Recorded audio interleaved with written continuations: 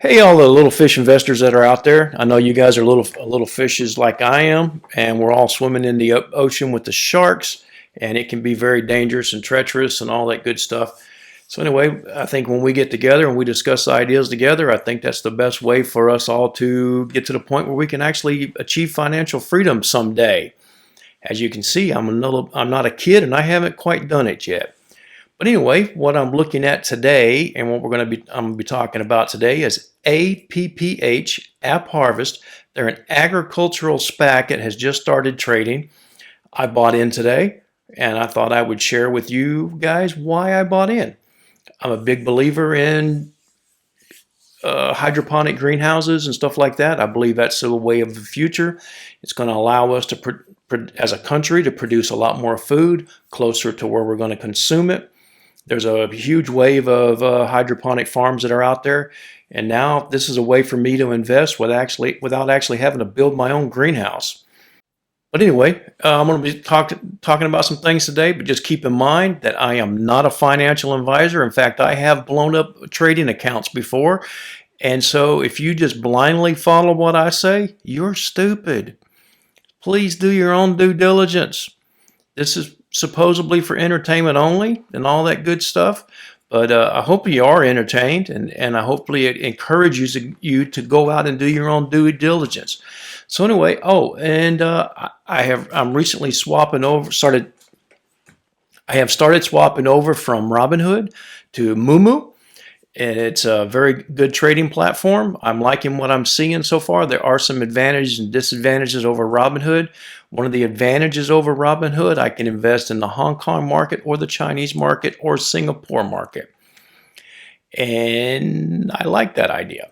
Now, if you sign up using my link, which I will put down in the show notes section, or the more information or whatever, however it is, depending on the device you're using, they'll give you a couple of free shares of stock depending on how much money you put into the account and trade and all that good stuff.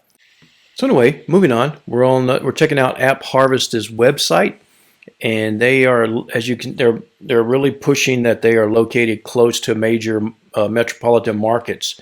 They're not that far from Chicago, New York City, places like that.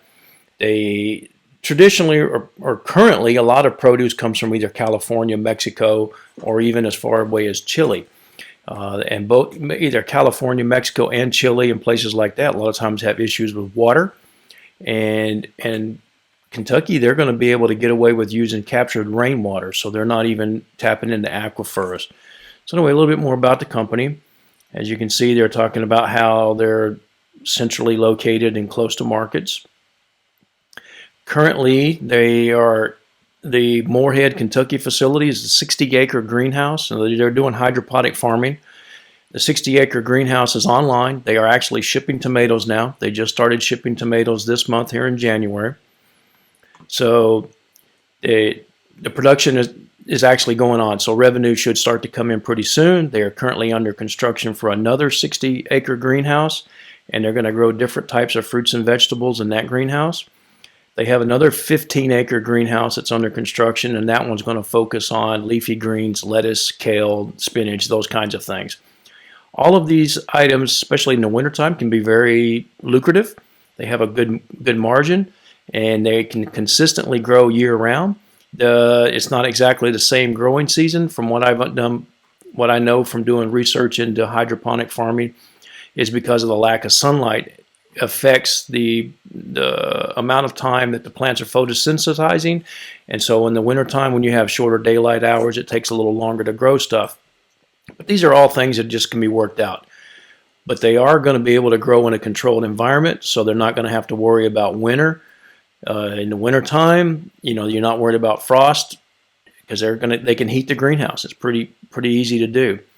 And here they talk about what they're doing, and it looks like they're going to do supplemental lighting, which is a good thing because that goes back to what we were talking about before with the sunlight hours. They are using recycled water. We talked about that, and they're even going to have their own beehives to help with the pollination of the plants that are in there. Right now, they're focusing on tomatoes, and the bees will help pollinate the tomatoes. And because they are closer to the markets on the East Coast, they're going to be delivering fresher produce. And a lot of the produce in California or Mexico, it's harvested in the field, it gets in the trucks, and then it's sent to a refrigeration facility. And it can be a couple of hours. I'm not talking all day or anything like that, but it can be a couple hours till like the lettuce is chilled. So you're looking at 4 to 8 hours from the time it's harvested till it's chilled. Whereas here in a greenhouse, it's a lot faster from the time they harvest it until it's chilled down. It's a lot faster, so it's actually a fresher product. The impact, they're real big on impact. They're paying their workers a very good wage. They're collecting rainwater, non-GMO, everything. They're doing pretty much everything they can. They're looking to get better. A lot of the people that are there are very concerned about the environment and these kinds of things, which comes back to the team who's leading it. They are very serious. So you got some people here that are food industry experts. You got Jonathan Webb. He's let's see, what did he say before? He was U.S. Department of Defense, massive solar project. So that I would not be surprised if sometime in the future they start looking at adding solar panels to power the facility. You got Miss Butler here. She's Chief Operating Officer, and she is from Impossible Foods. David Lee here is also from Impossible Foods. So these people are food industry veterans. This is a presentation that AppHarvest put together for an investor presentation back in September. They got all the typical disclaimers, kind of like I'm not a financial advisor. I'm just a guy who's investing, and I'm talking to you about how I invest, and we're discussing things. Anyway, this is back during construction of one of the greenhouses, and you got the board. As you can see, these are people that are pretty well connected to the food industry, including Martha Stewart, who right here.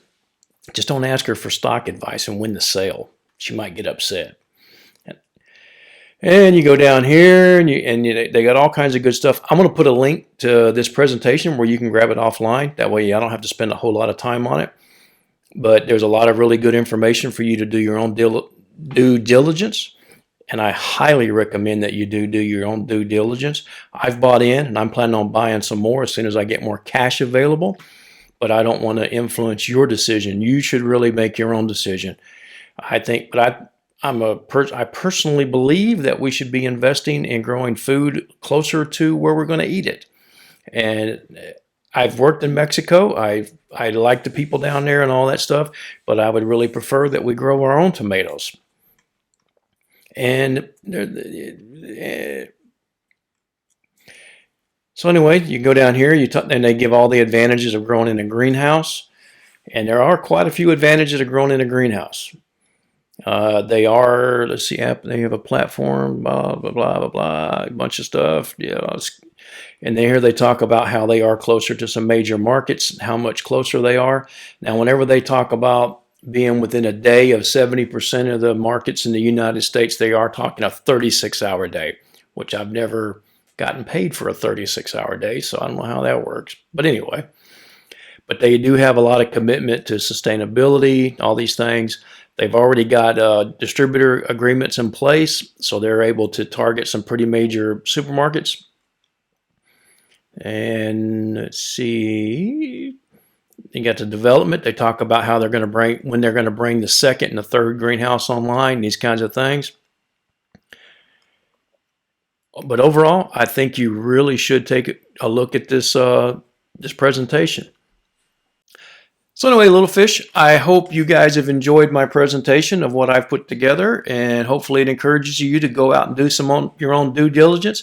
If you think it looks good, comment below. If you think it's the dumbest thing you've ever thought about putting your money in, comment as well. Hey, it's all good, man.